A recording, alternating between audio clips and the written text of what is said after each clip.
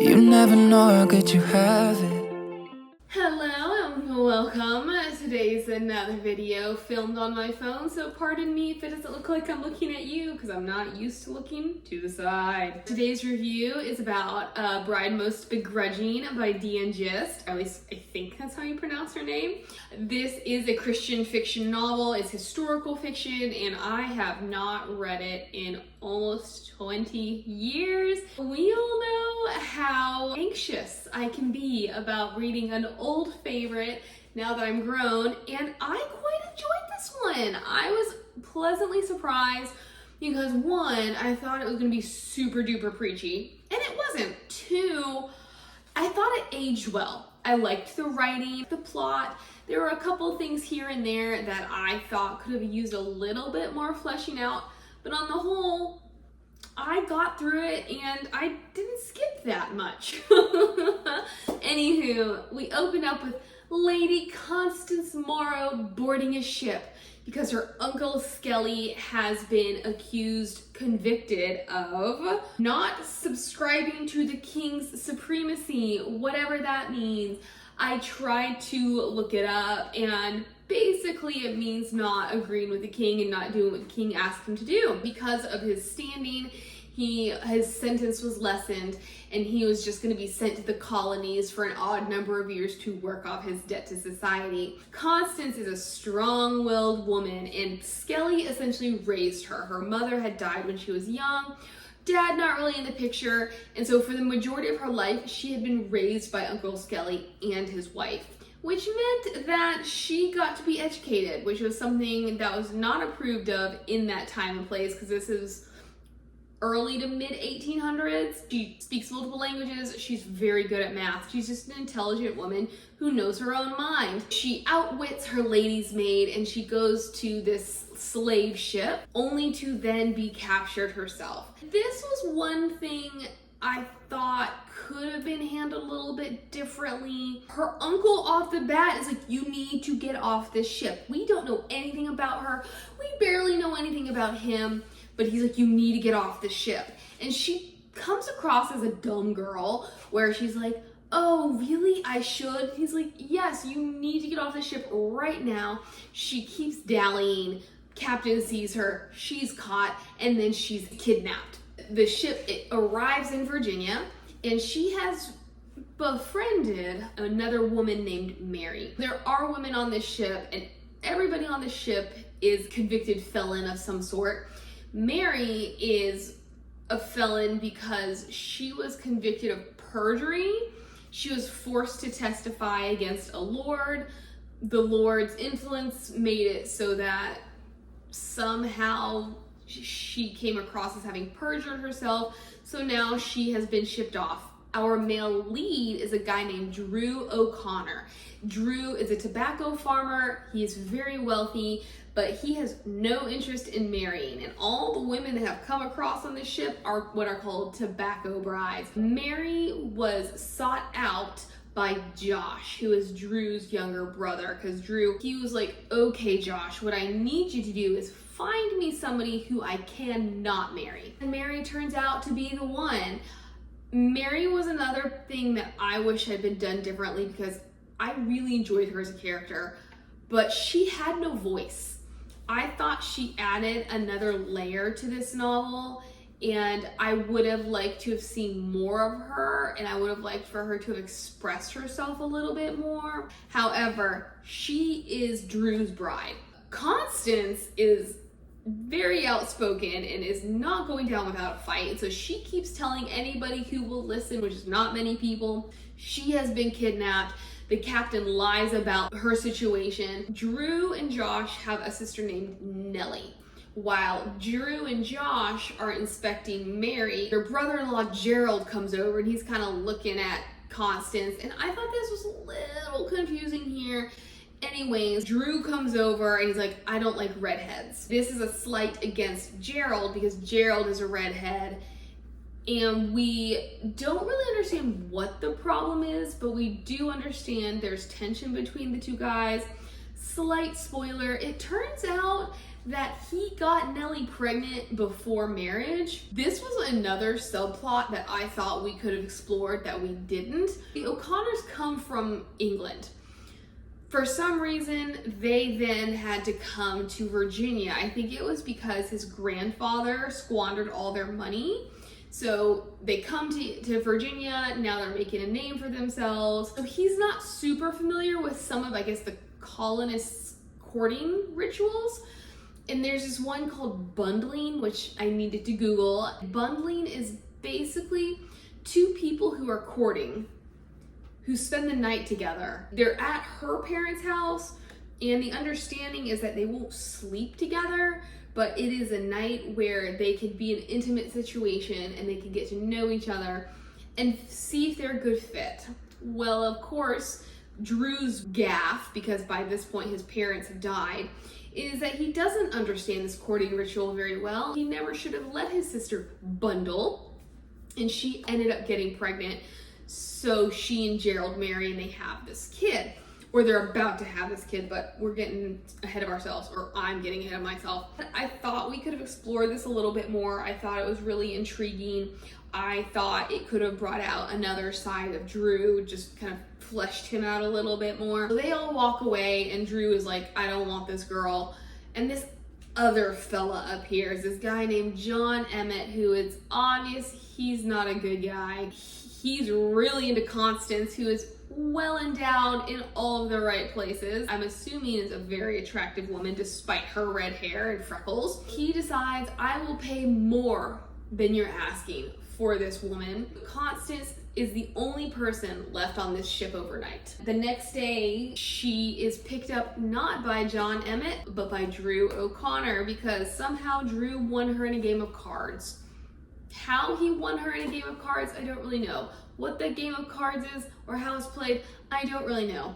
All I know is that it causes a ruckus that he has two unmarried women in his home in a colony where there are no women.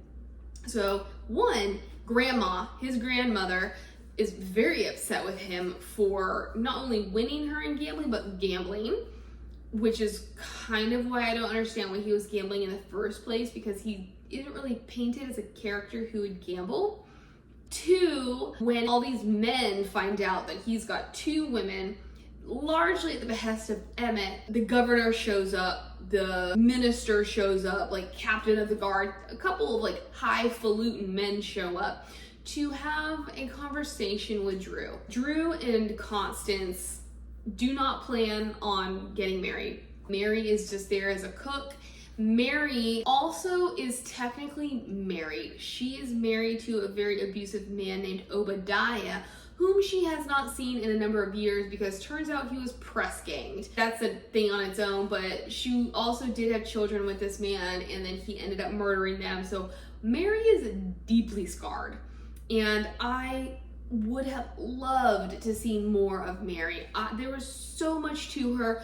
Not to mention the fact that Josh falls in love with her and absolutely nothing comes of it because Josh is largely out of the picture. He quickly goes back to England, but I'll get into that in a minute. We have this situation. Grandma has since gone over to Nellie's because Nellie's about to have her child, but that does leave Drew's 3-year-old sister Sally with them, and I thought Sally was quite adorable. They're kind of figuring things out when the High Council stops by the house. Emmett wants to get Constance back, but Drew proves that he won her fair and square, but the governor's like, hey, well, you can't have both these women, and you cannot have both of them unmarried. So he decides, I'm gonna marry Constance because Mary is ineligible. And there is an attraction there. They get married, they share an unexpectedly passionate kiss, but this is also the point where Josh ends up going back to England because nobody quite believes, Drew included, that Constance is actually the daughter of a lord. So Josh is enlisted to go and find her dad, find out the truth, whereas at the same time he's going to look into the disappearance of Obadiah to figure out what happened to Mary's husband. He also is engaged to a woman named Hannah. Spoiler here, Constance actually knows Hannah. I wish this had been expanded, because what ends up happening is Josh comes back bitter. Seems that he found his best friend in bed with Hannah. So now that is off. And what does Constance say? Oh yeah, well I know Hannah. Anybody who knows Hannah knows that she is really good at pretending and fooling people. And even though she acts virtuous, she is not virtuous. We went half of the novel with you not divulging this information. It almost felt like just didn't really know what to do with this. She was like, yeah, Constance is gonna be the one to be like, I'm not surprised that it didn't work out. Josh sets sail, but not before he and Mary have a very intimate bonding moment. He leaves, Mary and Sally go off to Nellie's because the baby is born, and Constance is tasked with chores. She's already been told, you are in charge of the dishes, and she's like, I've never done dishes in my life. The only thing I'm good at is sewing. And there were all these little things. I thought Drew was being a little obtuse, because there's all these little things that made it quite obvious that she was highborn. And he recognizes that while she might be lying, she's definitely not common. He takes her to go wash dishes, and quickly recognizes the girl does not know what she's doing. It is an opportunity that is used to help them bond. And I liked both of them. I loved Constance's spunk. And you know what? I know he's pretend, but Drew was pretty hot. Like the way she portrayed him, I was like, I will marry me a tobacco farmer. They're growing closer, but neither one of them wants to admit it. Drew has faced a lot of loss in his life, and here's a little bit of a spoiler. Not only did he lose his family to diseases, Indian attacks, but he also was betrothed to a woman named Leah. Leah ended up dying a week before their wedding because she contracted what they call the seasoning. It's kind of like when the Spaniards came over and their diseases infected these people who had no defenses against it. Same concept, where people who are not used to being on American soil start to contract diseases. You either do or you don't survive, and Leah did not survive her seasoning. It seems that everybody goes through it sometime in their first year. He has just sworn off love, and he wants nothing to do with Constance, despite the fact that, you know what? Red hair is not so bad after all. There is one day when Mary is gone, and Drew says, these are 3 things I want you to do. 1, I want you to collect eggs. 2, I want you to make turtle soup out of these turtles that I snagged. 3, I want you to weed the garden. I've never done any of these things in my life. First thing she tries to do is to behead the turtles, which she cannot figure out. Second, she tries to go collect eggs only to run into a rooster who comes after her. She dubs him Mr. Meanie, and she vows that Drew is going to cut off his head and turn him into dinner, which I've got to say, when I was younger, I lived in Central America and we were visiting some locals, and they had a turkey that they had caught and they were going to make into dinner. Well, you know what? When we visited, that turkey was still alive and clucking. Even though I know turkeys don't cluck, I just thought that sounded fun. Me being nosy, because I was young, 5, 6 years old, I completely disregarded all of the advice to, hey, don't open that door. Opened the door, that turkey came after me, and I'm just saying, it was dangerous, Will Robinson. Legitimately dangerous. So I can only imagine what this rooster was gonna do to her. She's able to escape, but she is slightly injured.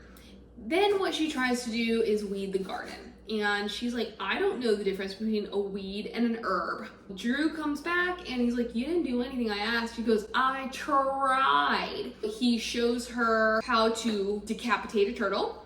And then he shows her, hey, look, because she was singing when she went to the chicken coop, and I guess somehow that the rooster found that as a threat. So he's like, when this rooster feels threatened, he's gonna come after you. This is how you show your dominance. She is affronted by the fact that he refuses to kill this rooster, even though he has other roosters in his pen. And he tells her, well, you know, the thing is, even if I kill him, one of those other roosters is then going to take up the post of master and commander. Now she's got these chores that she's figuring out. He also tasks her with learning how to feed their goat Snowflake, which is a moment for them because they're in very close quarters, and she's just like, that man has some really nice forearms. Which sounds dumb when I say it, but yeah, there's a lot of tension in them their goat milking hills. Along with Mary, Josh, who is what is called a factor, tried to look that up. I don't quite know what a factor is, but it sounds like he's the business end of things. So Drew is the farmer. He's the one that makes sure all the tobacco is grown and harvested. And then Josh is the one who is responsible for selling it and getting the best price. He has also handpicked a bunch of the men that came over on this slave ship to help with the farm. Turns out he's a very good judge of character, which makes it ironic that he did such a bad job with Hannah. So these men are working out. They seem to be really good guys.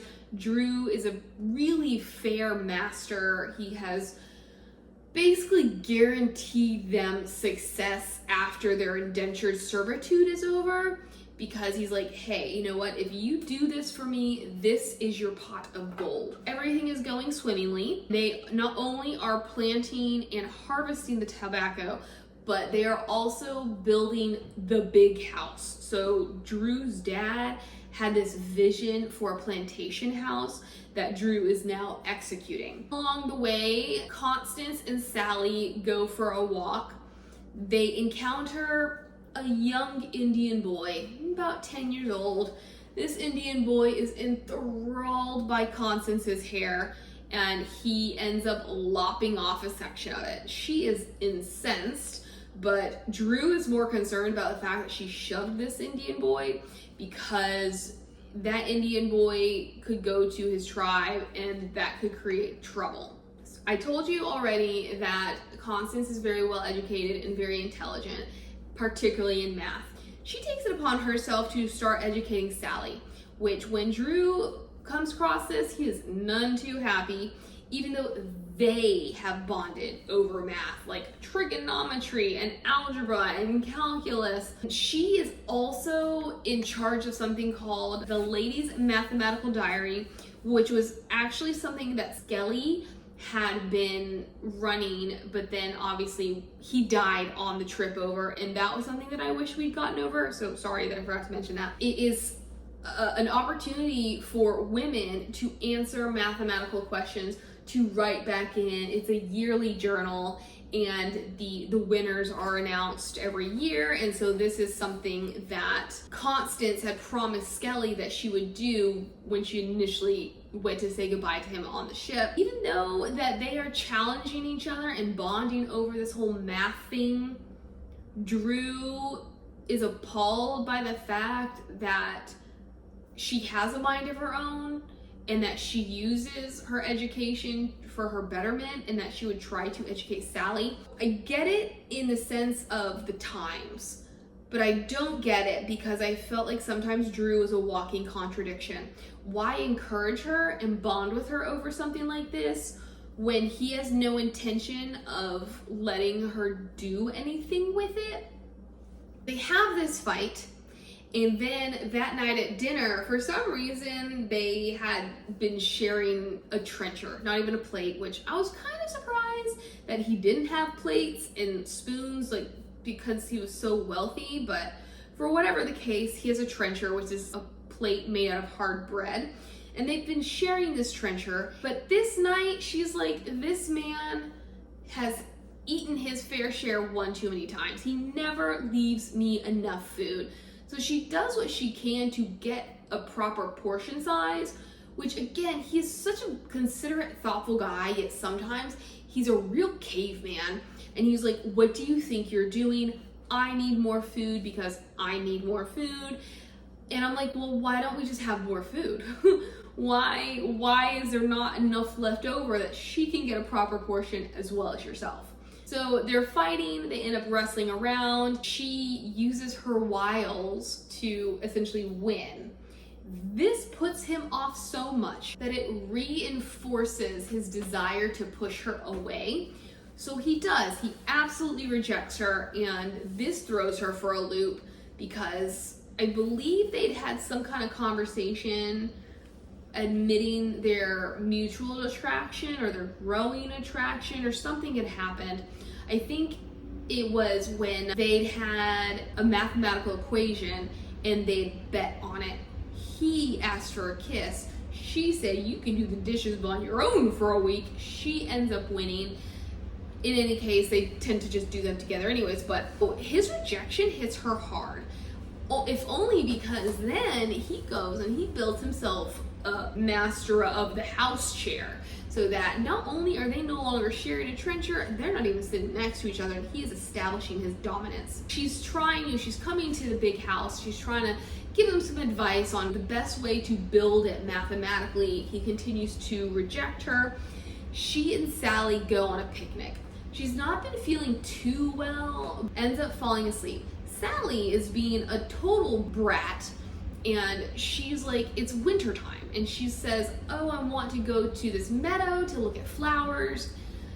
Constance is like, there aren't flowers right now. Sally has a little hissy fit because she's like, you never do what I want to do, you just want to sew and be boring. When Constance falls asleep, Sally disappears. We all know she's going to this meadow, but for some reason, Constance can't figure this part out. Not only though has Sally disappeared, but it has begun to pour. She goes straight to the big house to tell Drew she cannot find Sally. Well, technically she went to the cottage first. Then she goes to the big house. For some reason, they have to debate about where Sally is. He gets some men together, and Constance is like, well, I'm gonna go to the meadow. I don't know where you're going. He relents. He lets her come along with them. They run into the Indian boy who is like, yep, she's safe, which I guess is relative because apparently there was a creek or something that she'd had to ford, and it started raining so hard that she could only get partway through it. So now she's sitting on some sort of rock, but it's not very stable, and with the rushing rain and the rushing river, it is in danger of being dislodged. Well, Drew says, I'm gonna go and get her. Constance is like, well, actually I can do it better. So she goes to get her, and I was having trouble visualizing this because something to do with rope and tying it. So I'm like, maybe Drew tied it around himself, but then she used some excess to tie around herself. He goes downstream, she goes upstream, or vice versa, because this is all mathematical for her. She's able to calculate the best angles and whatnot, I think. So she's able to get Sally, but she did not take into account for the fact that her skirts would get caught. They're underwater, Sally's freaking out, but then Drew rescues them. However, Constance has caught the seasoning. It is during the seasoning that Drew comes to terms with the fact that he's in love with her. Grandma has come to help, and he is hovering so much that she finally says, look, I thought I was here to help her so you could go work on your plantation. She leaves. He takes care of Constance. He makes his deals with God. Constance does end up making it through. She gets better. For some reason, Mary never catches the seasoning, but Mary is apparently impenetrable and can do absolutely everything. She's a superwoman, so I'm not too surprised that Mary never gets sick. Some of the indentured men do get sick, and 2 of them die, so of the 7, only 5 are left. Apparently in England, they don't take baths. They sponge themselves clean. So the fact that she came over here and Drew's like, yeah, we submerge ourselves in water and we take baths every single day. She can't fathom this. But she's gotten used to taking a bath every day. And now he has decided, while she's healing and getting better, I'm going to run a bath for her. They're kind of connecting, sort of courting, but As he is putting this surprise together, what she is seeing is he and Mary getting along differently, having this bond they didn't have before, and she misconstrues it as, oh, well, he doesn't like me, he likes Mary. Well, now she's trying to get up and about and out of the way, and Mary's like, don't be an idiot. She gets into the bath, she's having the time of her life. Mary goes out to do some stuff, and Drew assumes that it's because Constance is done, but oh no, Constance is still luxuriating in the bath. He comes in, and I'm like, okay, sir. This is where they have their moment. They confess their feelings for each other. They end up having a makeout session later on, and they're both like, we can no longer not consummate this marriage. He plans it all out, only for Josh to show up that very same day, and Josh is bitter. I found this a little confusing because Josh is a very happy-go-lucky guy compared to Drew's more serious nature. Josh shows up and you know something's wrong, but at the same time, he's making a joke out of things, so I wasn't really sure what the tone was, but he and Drew are coming to heads over things. Like, there's a lot of tension because Drew is still exerting his authority as the eldest, as the person in charge. I don't really know how much fault is on Drew for acting high and mighty, and how much is on Josh for grieving and being embarrassed for being cuckolded. He and Mary do walk away. They go to the big house, and their plan is to spend the night there so that Drew and Constance can have a little bit of marital fun. They have their marital fun, and we get a couple perspectives in this novel. Constance and Drew, and then a little bit of Josh, and we sort of get a little bit of Mary, though it feels a little schizophrenic, like it wasn't supposed to be Mary, but it is Mary. At this point, we get Josh. He goes to let the men know, because the men have been sleeping in the basement of the house. And he's like, yeah, I just want you to know I'm here. Just need some firewood. He doesn't tell them that Mary's there because that would be scandalous, because he and Mary are going to just stay in one room rather than two. So they have a heart-to-heart, and he tells her that he found her husband. Her husband, as I said, had been press ganged. She hadn't even known it for a while because he was so abusive that she was not trying to keep tabs on him. But it turns out that her husband had been killed. Don't really know why, but he had been killed. This is where we get some of the faith stuff in there, where she asks him, what does he know about the Bible? To not let this instance with Hannah ruin his spirit and steal his joy. And that is something that she had to learn after everything she experienced with her husband.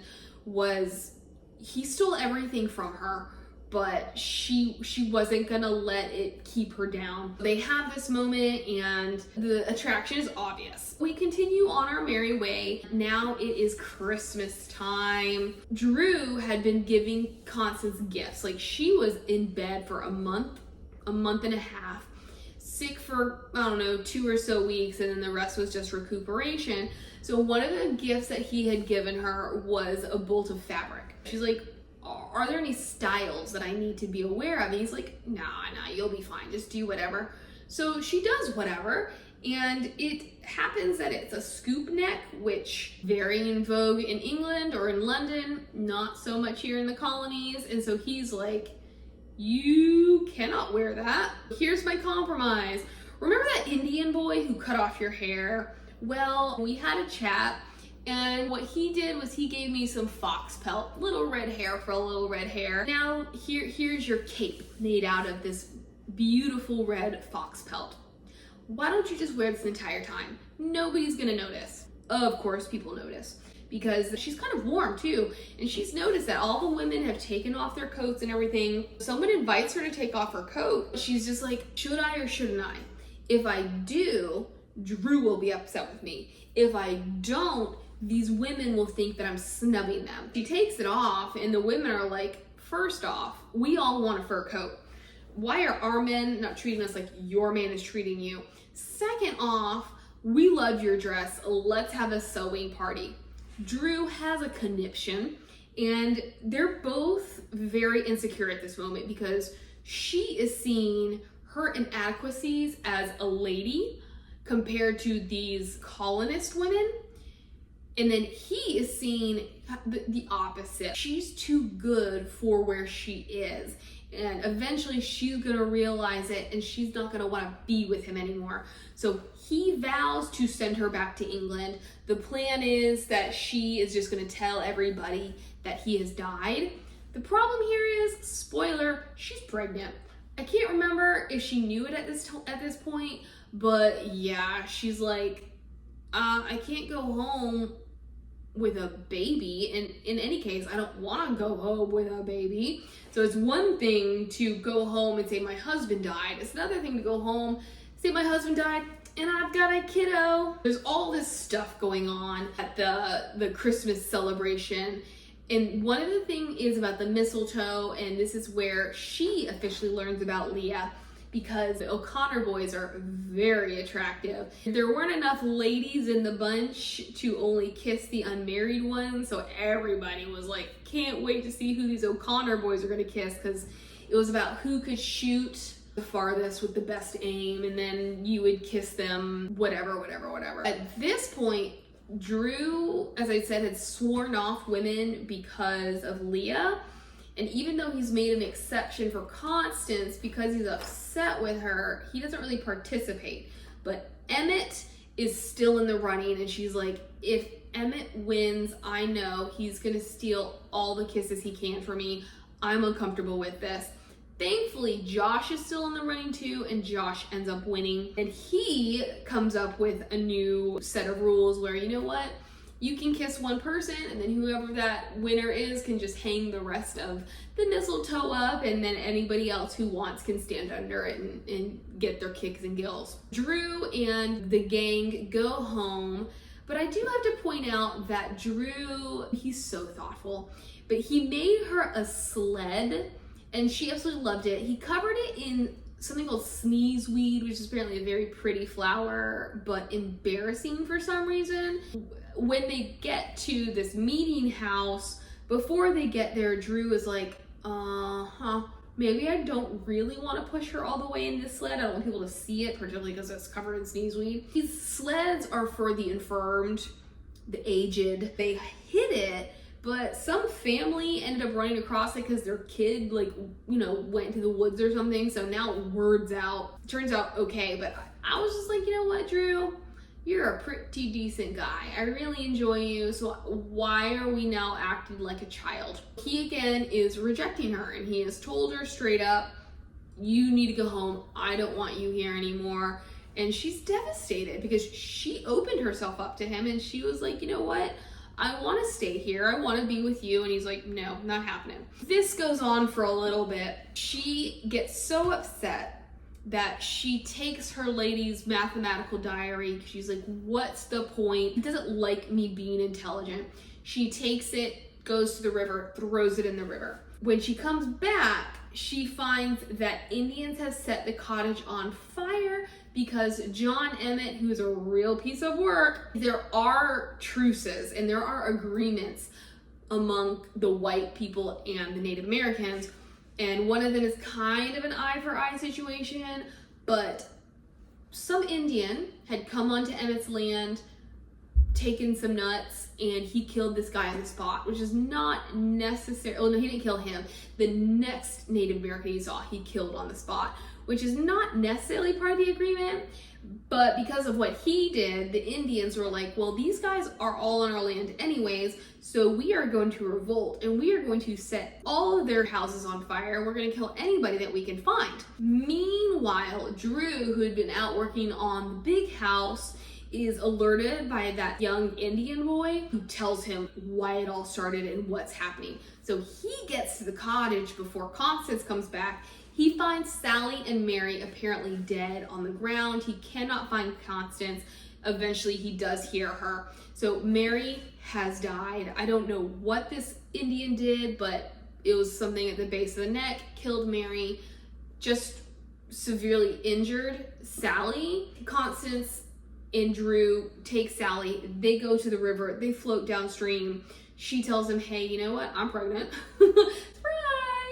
And I love you. I don't want to go anywhere. And he's like, I don't want you to go anywhere either. Wherever we go, we're going to be together. She's devastated at the loss of Mary, which I was devastated at the loss of Mary, but I would have liked more about those two women bonding, because a lot of this is also class system, like overcoming the class system.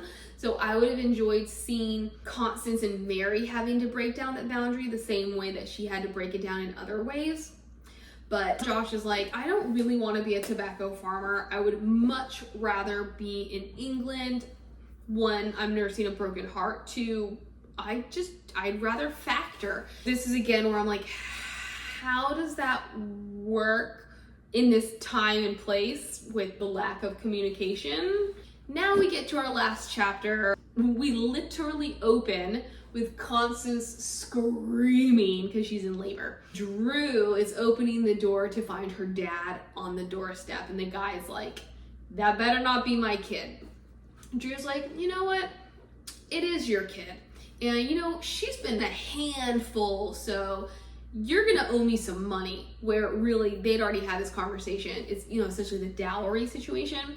And she had said, this is what my dad will probably offer, but you need to ask for more. So he asks for more. The guy's like, I don't know about that. She's already turned down 2 marriage contracts because by this point, England had constituted that a woman could have a say in the marriage contract. Like she could say yay or nay. So he's kind of just like, well, first off, you deflowered my child. This is a problem for me. Second off, now my child has a child. Drew and the dad come to an agreement about what's gonna happen. Drew goes up and he sees that he has a daughter. He's just fallen in love. The fact that she's already got red hair doesn't seem to matter to him. And I thought we had a clever line where he was like, oh, is she a puppy? And Constance is like, what do you mean? He's like, are her spots gonna come? And it reminded me of 101 Dalmatians, so I thought it was cute. But there are a lot of really cute, sweet, funny moments in this novel. I enjoyed the humor, I enjoyed the personalities, I enjoyed the characters. They've got their money, she's come to terms with her dad. Drew has come around the bend about letting her educate Sally and about letting her do the ladies' mathematical journal because the dad had also brought a stack of letters answering the last question. Everybody's kind of getting their happily ever after, except for Josh. If we'd had more with the subplots with Nellie, and I thought that would have been nice because I felt like we sprinkled in the Mary thing, we sprinkled in the Nellie thing, but we didn't really get into it. So why did Josh need to be in love with Mary? Why did we know or need to know that Nellie got pregnant outside of wedlock? I don't know, but I do like this book. I encourage you to read it. Next week we'll have, what is next week? Measure of a Lady, that's what it is. So that's what we're doing next week, and I'll see you later.